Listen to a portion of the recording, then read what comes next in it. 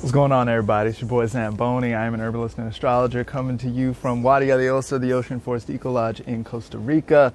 Thank you so much for hanging out with me again this week. Let's talk about the astrology of the week ahead. Now, of course, I do want to send a shout out to all of my Patreon patrons who support regularly. Y'all really make this whole shit possible. Big shout out to everybody who sends tips via Venmo or PayPal. Shouts to everybody who gets a reading and all this. Y'all are really making this shit possible for everyone. I appreciate you. Also want to send a shout out to the Alchemist Kitchen, who has at 119 Crosby Street. There, if you do use the discount code ZamboniFunk, you can get 10% off anything in store or online. Check all those places out.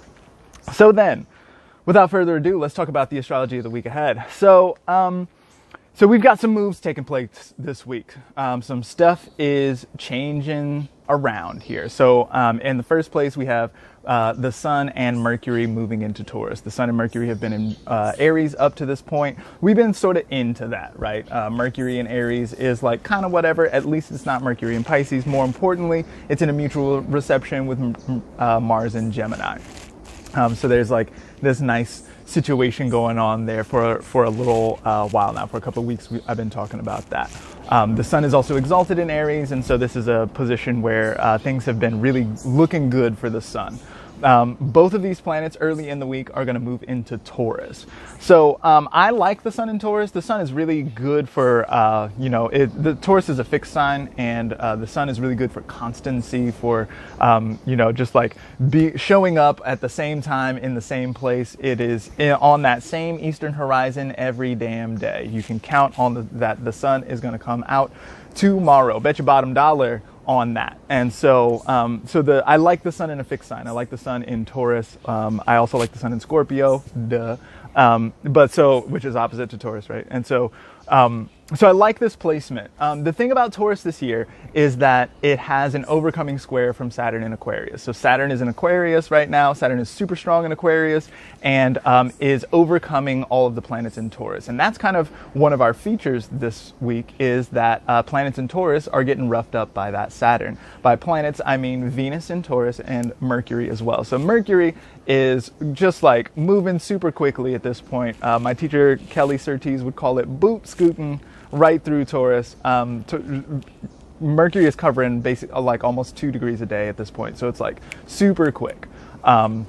And so both Venus and by the end of the week, Mercury will have caught up to Venus. And so there'll be a nice Mercury-Venus conjunction in Taurus. And I would delineate that much more splendidly if it were not for the overcoming square from Saturn. That's going to be by degree in that moment as well. So Saturn is going to be talking about delays. Mercury wants to boot scoot, right? Mercury wants to get there quickly and chat it up and do all the stuff, right? And Saturn is going to be like, well, did you think about the problems? And have you made sure that everything is that everything is in order? Have you gotten all of your policies together, and have you followed all the rules, and have you dotted all the I's and crossed the T's and crossed your I's and dotted your T's and all of the things? Have you done all of the things? And when it comes to the pleasurable sensation of Venus and Taurus, Venus and Taurus can be in a hurry to lie down, in a hurry to get to the cupcakes or whatever it is, right? And so there's a good chance that no is the answer to the question, have you done all of your work? And so really this is going to be a very good sort of opportunity to get to some of the more delicious pleasures that lie at the end of a road of challenges. And so here we're talking about like the difficulty of sowing seeds and performing farm labor, which ultimately yields fruit, which ultimately yields a delicious apple or something like that. But even in, like the case of apples, for example, you have to like you have to plant a seed, or apples are most often grafted because you don't know if what you're going to get from the seed. Sometimes they're sweet and sometimes they're sour, and crab apples and stuff like this. Anyway, so it takes a little while to like get it there, and then it's got to grow up into a tree, and it's got to become a whole tree before it's going to bear any fruit. And so we're talking about a number of years before we get to the sweet stuff, which is the part that we like of the apple. And so this is what is indicated here. There's a really good ability to, if you put in the hard work, Saturn's in really good condition, right? And Saturn is making a strong aspect to Venus, which is going to be empowering to Saturn, really. But it's hard on the Venus stuff. The Venus stuff has to wait. There's a sort of delay before the pleasure can happen. And so I really would stress looking at the Saturn stuff. There's a really nice election coming up. Are you on the electional tier of my Patreon, where I give you good times to launch things and this sort of stuff? Because it's super useful. And there's a super nice election coming up. I'm very excited about it, where we've got a really nice, like, Venus is rising and Saturn is on the midheaven. And this is going to be really good for long-term projects, for things that don't immediately bear fruit, but when they do bear fruit, it's the world's most delicious thing. And so this is what is sort of on offer here. Delayed gratification. So Venus in Taurus really loves the gratification part of that, but might struggle a little bit with the delay there. Mercury is also moving super quickly and wants to get right to it, but is going to be in the same square to Saturn, and so that's going to be a rough time. Also, the sun is going to move into Taurus this week, and so it's going to, by next week, it's going to be dealing with this same sort of aspect pattern. So this is going to be something that we're really going to have to deal with throughout all of Taurus season. Speaking of Taurus season, hi Taurus, I see you, boo-boo. It's your birthday. It's your birthday. I see you out here. It's your birthday. So, let's make sure that all of our Taurus people are well celebrated with all of the cakes and things this year, because they are going to have to wait for some of the more delicious manifestations of life. The other thing that's going to be happening this week is that Mars is going to be moving into Cancer. So Mars has been in Gemini for the last 6 weeks or something like this. Mars is on a regular schedule at this point, just going ahead, doing Mars stuff at a pretty simple kind of level that, to me, this is very desirable. We had so much Mars difficulty last year. It's nice to see Mars just kind of chugging ahead here. Now, Mars moving into Cancer, this is a more difficult situation for Mars. Mars is kind of fine in Gemini, like no real dignity in either direction. Mars in Cancer has a rough time.